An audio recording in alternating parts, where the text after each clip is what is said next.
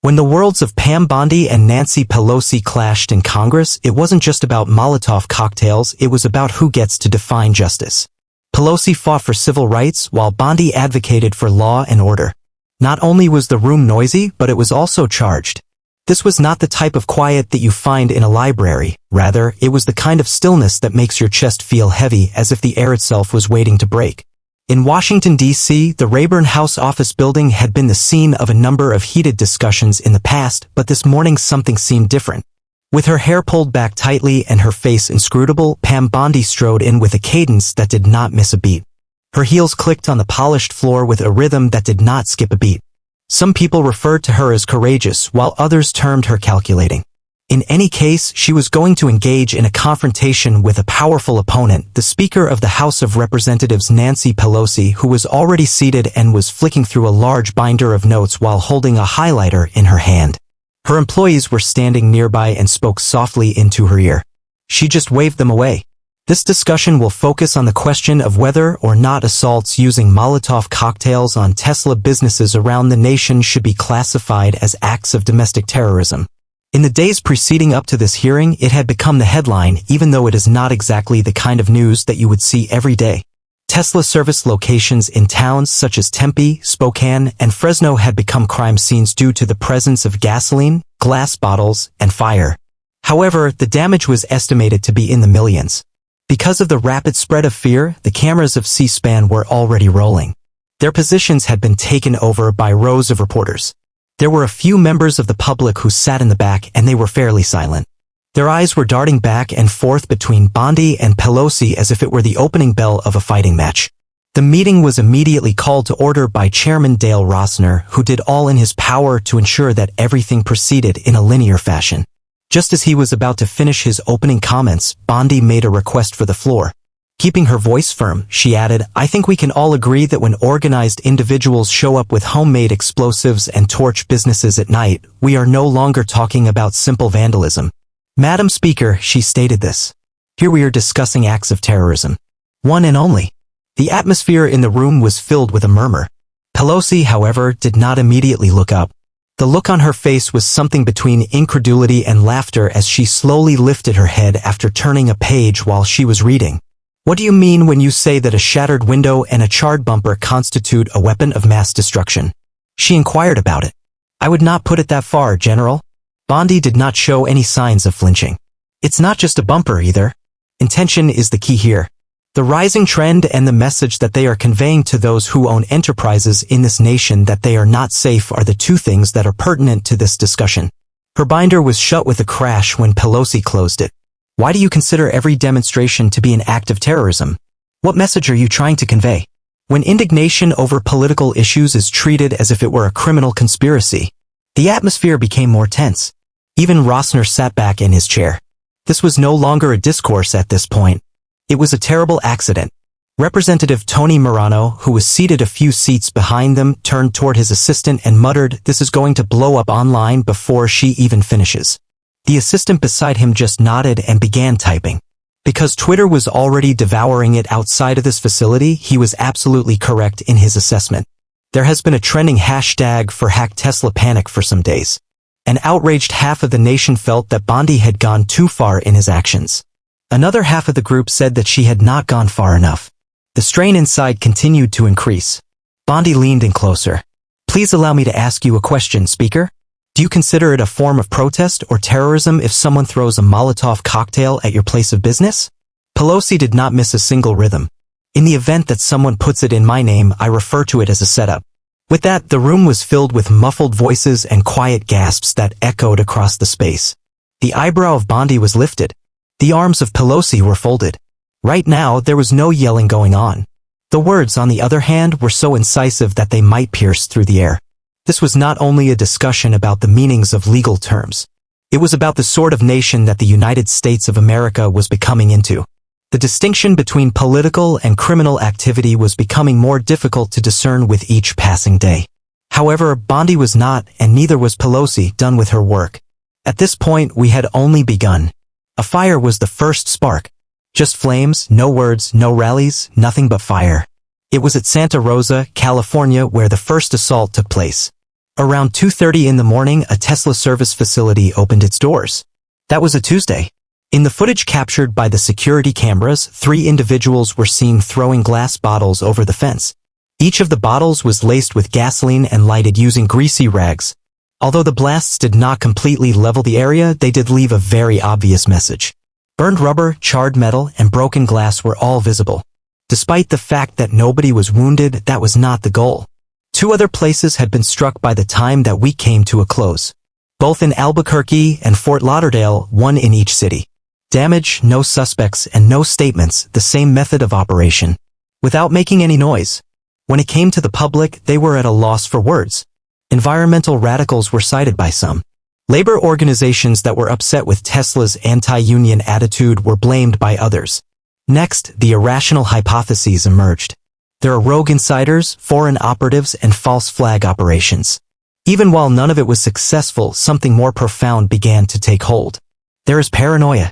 Already, Pam Bondi was paying notice inside the Department of Justice. Former state prosecutor who was more than familiar with contentious issues. It was through her pursuit of corporate fraud and human trafficking that she had established her reputation. This, however, was not the case. It was not financial in nature. The issue was one of dread. It was impossible for her to ignore the pattern that she observed. Her actions included requesting files, making calls to local governments, browsing through criminal records, chatting on social media, and participating in encrypted forums.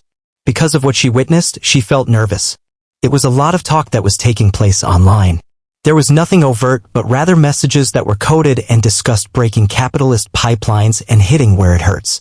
Within one of the posts, a red hour, which is a planned strategy to visit various locations on the same day, was mentioned. Although that day never arrived, the conversation was sufficient.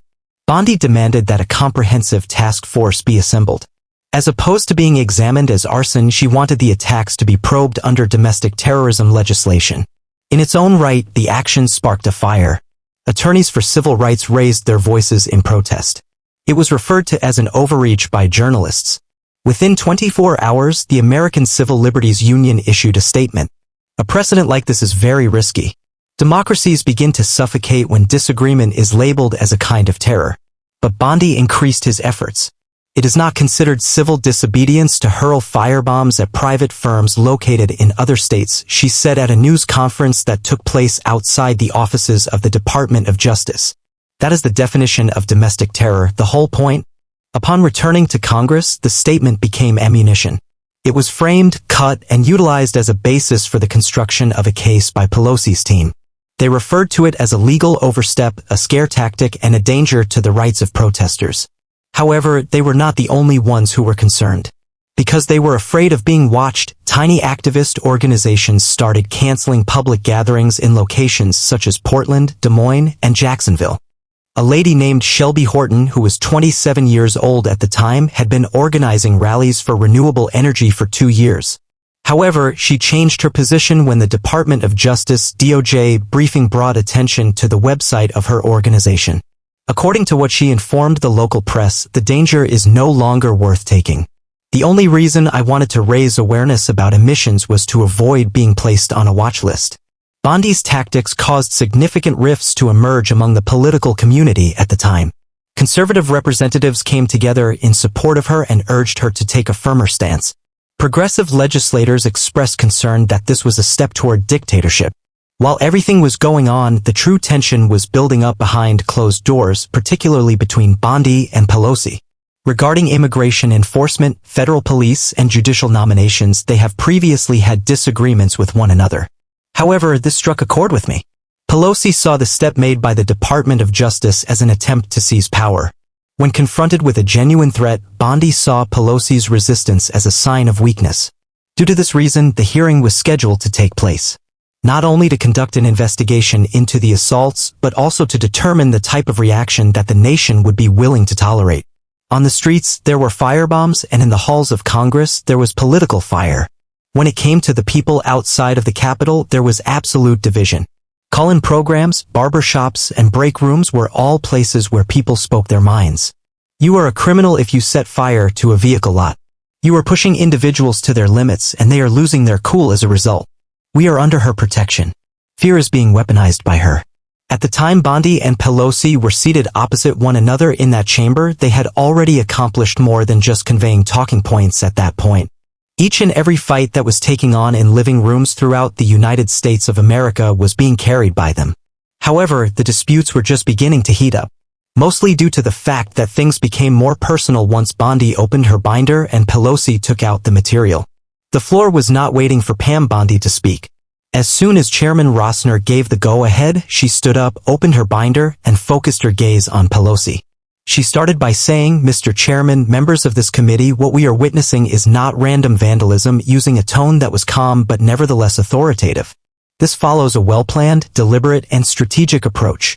When individuals from other states work together to burn enterprises that are specifically targeted and have strong ideological motivations, this is considered to be the threshold. What we are doing is not altering the law, rather, we are enforcing. The page was turned by her. The identical patterns, supplies, and coordinated talk have been used in 17 events that have occurred over the course of the previous 4 months. The executions were carried out late at night and featured the use of glass projectiles and accelerants. This is not a peaceful demonstration. This is an example of compulsion by destruction. She displayed a photograph of a Tesla property in Sparks, Nevada, which had been rendered completely black by fire. As if they were made of molten plastic, the remnants of 2 Model Ys bent. She turned her attention to Pelosi and said, "Now I ask you, if this were directed at government buildings instead of car dealerships, would you be as hesitant to act as you are now?" Pelosi moved in closer to her microphone. "To the Attorney General, with all due respect, you are trying to paint demonstrators with the same brush that you are painting arsonists. This is a risky act." No bling was seen on Bondi. "In this case, I am not painting anybody, rather, I am recognizing those who are starting fires." Holding her palms firmly together, Pelosi sat back. "Your actions, on the other hand, are establishing a climate in which resistance is seen as subversion and protest is equated with threats. Not law enforcement, but intimidation is what you're doing there." Many legislators looked at each other, some of them wrote notes, while others just observed the proceedings. The tone of Bondi's voice remained calm, but there was a sense of urgency in her comments. One of the most daunting things is to see companies fail while doing nothing about it. Pelosi seemed to narrow her eyes. The government should not be given the authority to determine who is a terrorist and who is just furious. This is a hazardous practice. That was the instant when everything began to change. The disagreement between the 2 prominent personalities was not just a dispute over vocabulary, rather, it was a dispute about who had the authority to define fear and who had the authority to express it. There was an attempt made by Representative Joel Farnsworth, a moderate from Arizona, to participate. It is possible that we may take a step back and concentrate on practical responses. However, Bondi interrupted him.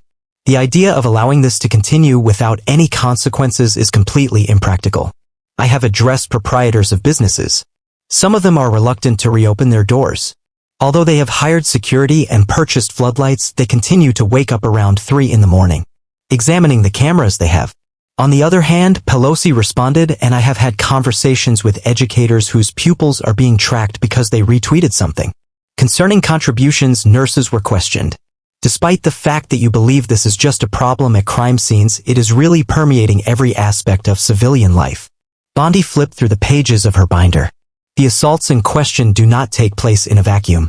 As a result of their participation in a rising antagonism against the private sector, particularly the technology sector, the distinctions between protest and sabotage are becoming more blurry.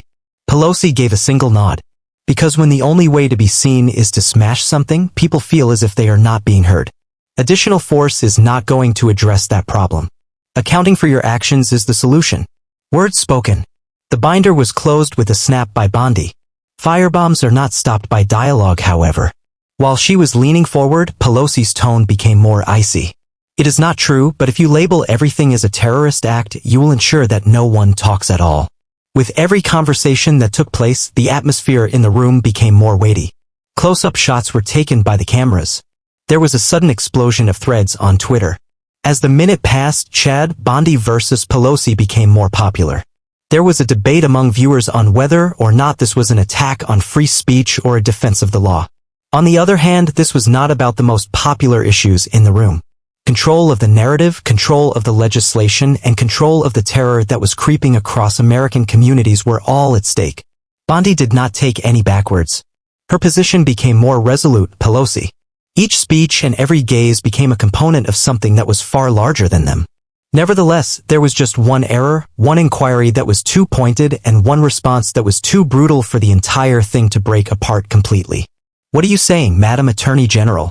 Are you suggesting that this Congress is involved in terrorist activities?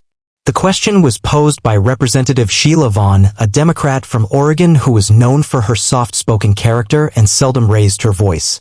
People paid attention to her when she did so. For an excessively long while, the room remained silent. It was not because she was shaken that Pam Bondi halted, rather, it was because she was aware that this was the line. She could either draw back or push it. She looked first at Pelosi and then she looked at the cameras that were positioned on the wall. She approached the subject with caution and remarked, "I am accusing certain members of turning a blind eye to threats. If it makes somebody feel uneasy, you should probably inquire as to why." Pelosi gave a little shake of her head. "You are engaging in a risky game by making accusations without providing any evidence and by use fear as a means of silencing those who disagree with you. That is not equitable, rather, it is political." There was a single eyebrow lifted by Bondi. "And politics? Would you consider this to be political?" She redirected her attention to the committee. "Send that information to Marcus Linfield." Unexpectedly, the name was placed on the table like a rock. Bondi went on to say that Mr. Linfield is the proprietor of a Tesla service facility located in Allentown, Pennsylvania. Following the fire, his insurance company rejected him. It is no longer his business. Even though he is 13 years old, his kid has no desire to leave the home anymore. He believes that the individuals who were responsible for the destruction of it will return. Do you intend to inform him that this is only a protest? Even though she did not flinch, Pelosi's tone became more subdued. Are you aware of anything else that Marcus Linfield shared with the local media the previous week? It was his hope that the government would cease utilizing his suffering as a means of gaining points. Whispers increased the volume of the room's noise. With some of them moving in their chairs, a number of assistants leaned in closer to their superiors. The level of tension had reached its peak. Bondi took a few steps forward after that. This is not about accumulating points. Rather, it is about having the courage to call things as they are. If you refuse to call for violence, you will not be able to stop it. Pelosi moved in closer to her microphone. The protection of democracy cannot be achieved by treating every fire as if it were a revolution. There has been violence in the past. There have been demonstrations that have escalated into riots, but we have not revised the rules as a result of such incidents. Pelosi, Bondi, the rule book is useless if people are too frightened to enforce it. Pelosi, the rule book is useless. Not only that, but it is of little consequence if they are too timid to voice out. It was at that moment when Rossner struck the gavel once and then again. "Enough," he said. "Not only is this not a protest, but it is also not a courtroom. It is time to return our attention to the matter at hand." It was, however, too late. It was now official that the hearing had become a spectacle. Some members from both sides had begun to speak out, with some attempting to settle the conflict while others were merely adding gasoline to the fire. The harsh conservative voice of Representative Nate Galloway, who hails from Oklahoma, leaned in at this point. Why is it that Speaker Pelosi is more concerned with defending anarchists than she is with safeguarding small business owners? Perhaps she need to ask herself this question for herself. After a moment of doubt, Pelosi responded. Perhaps Mr. Galloway need to inquire as to the reason for the sudden aversion of his party to the First Amendment. Although Bondi did not grin, her eyes seemed to be smiling. Despite the pandemonium, she was able to succeed. A crowd of demonstrators had collected outside, and they were lined the steps of the Capitol. Signs that said, "Protect speech, not profits," were held by some individuals. The phrase, "Dialogue doesn't stop firebombs," was printed on T-shirts that were worn by other individuals. The block was surrounded by news vehicles. There were live feeds that were broadcast directly into living rooms all throughout the nation. Rather than basing their decisions on facts, people chose their sides based on their instincts, their fears, and the vision of America that they believed in. Bondi went back inside and retrieved her notes, which she then proceeded to scan over with a calculated calmness. "I came here to defend the position of the Department of Justice," she stated. "However, it is quite evident to me that these individuals are not engaged in defense. Denial is something that interests them. Nothing was done by Pelosi. In addition, I came here to defend the voice of our nation against those who believe that power is synonymous with consent. For a brief period of time, the only sound that could be heard was the distant sirens coming from the outside. There is no yelling or clamor. There is just stillness, precise and conclusive. However, the actual storm did not appear in that particular room. The disagreement spread across the whole nation as soon as they left, and it occurred the instant they decided to go. As soon as Pam Bondi emerged from the Rayburn building, the media tidal wave had already begun to move forward. It was a scene of reporters yelling over each other as microphones were forced at her. The woman did not stop. She had no reason to do so. By this point, the film from within had already begun to speak for itself. An individual who was protesting climbed atop a concrete barrier and said, "They are criminalizing us." This occurred across the street. "We are not terrorists, we are taxpayers," it was shouted by another individual. Despite the fact that the police were holding the lines, it didn't take long until someone broke over a barrier. Although it was not yet complete anarchy, the tension that had been building up in the hearing chamber reached the streets of the city. Anchors on cable news, on the other hand, did not bother waiting for entire footage to be shown.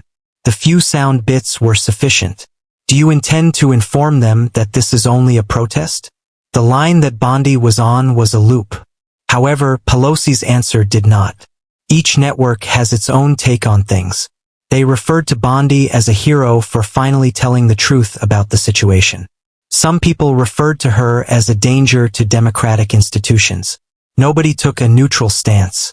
When they returned to Florida, Bondi's crew remained silent as they watched the news.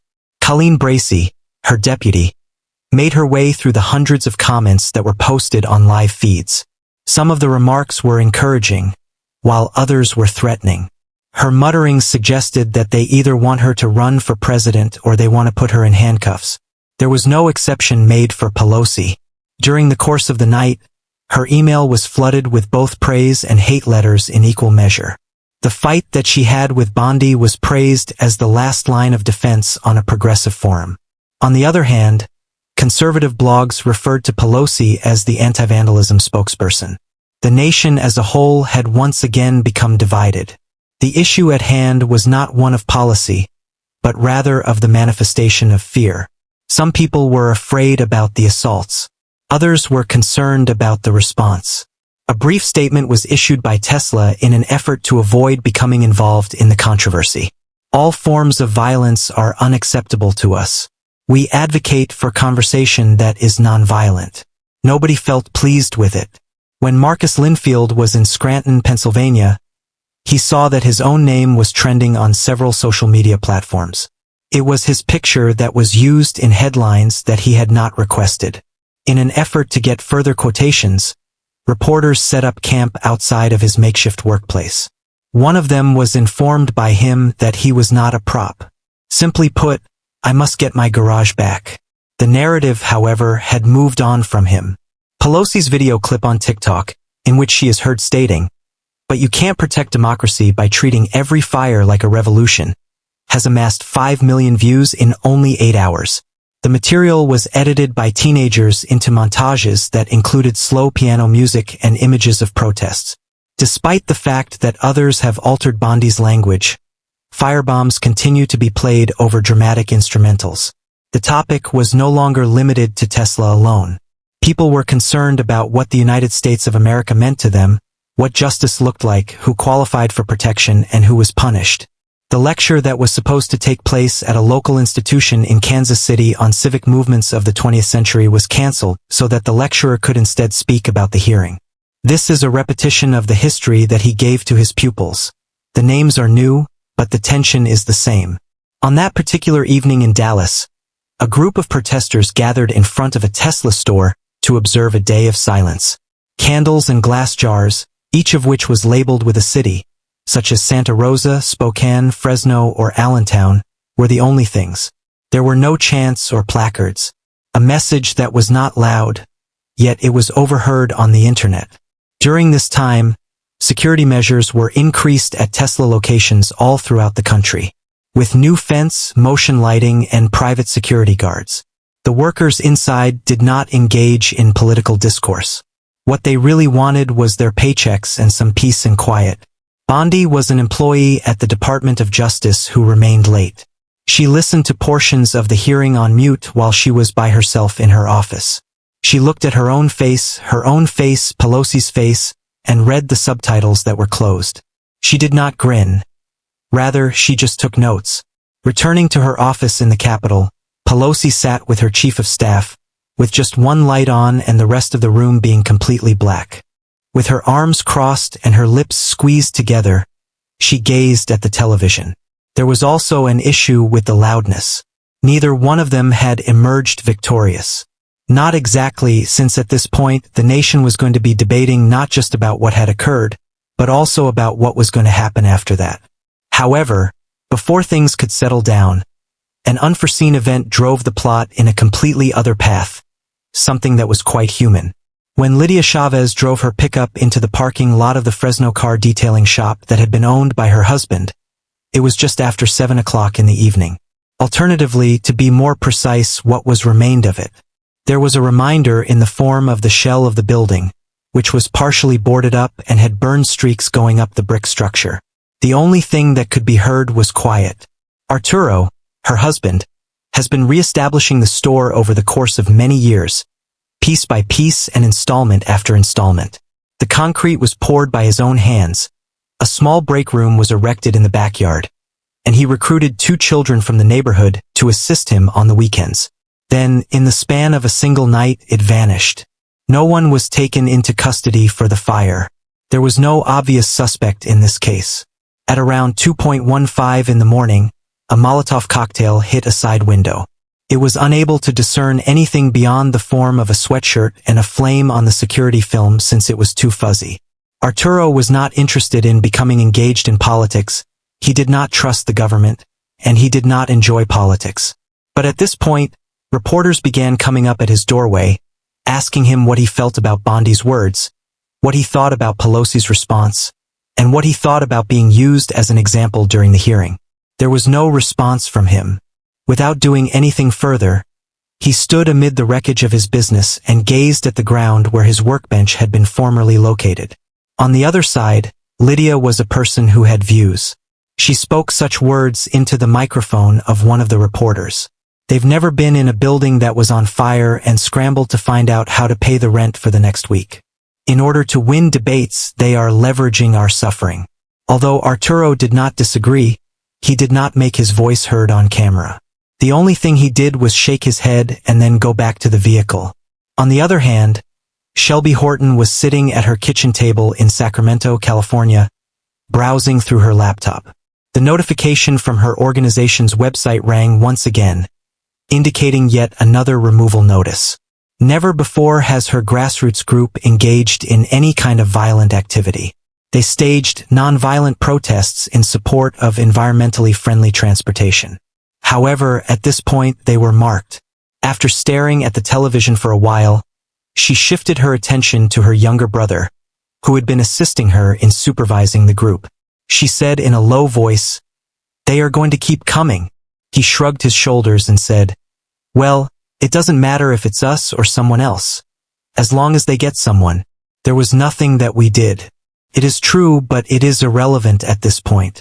The laptop was shut off and she pulled it away from her. This was the last demonstration that Shelby had called off. It was no longer possible for her to ensure safety, not from the individuals who were tossing bottles, but rather from the individuals who were examining them. More than anything else, the notion that her name would be included in a government file that was kept under lock and key impacted her more than anything else. While Marcus Linfield was back in Allentown, he switched off the television. The hearing footage had been seen once again by his son, who was reliving the exact moment that Bondi had said his name. Marcus became ill as a result. He explained to his wife that he had not asked for this. "I only want to keep a storefront." Her silence was completely silent. The only thing she did was sit down next to him and bring him a cup of coffee. On the other hand, their kid pretended not to be listening as he stood in the hallway. Despite the fact that the nation was engaged in a heated debate on labels such as terrorist, protester, criminal, and activist, the individuals who were caught in the midst were not any of those things. All they were doing was attempting to rebuild. There was no longer any relationship between Tesla, politics, or even fire. Specifically, it was about how rapidly individuals became symbols, and how their lives were warped to the point that they were no longer recognizable. It wasn't simply the folks who lost their companies who were affected. Without making a public announcement, a group of law students in Austin began arranging free legal help for demonstrators.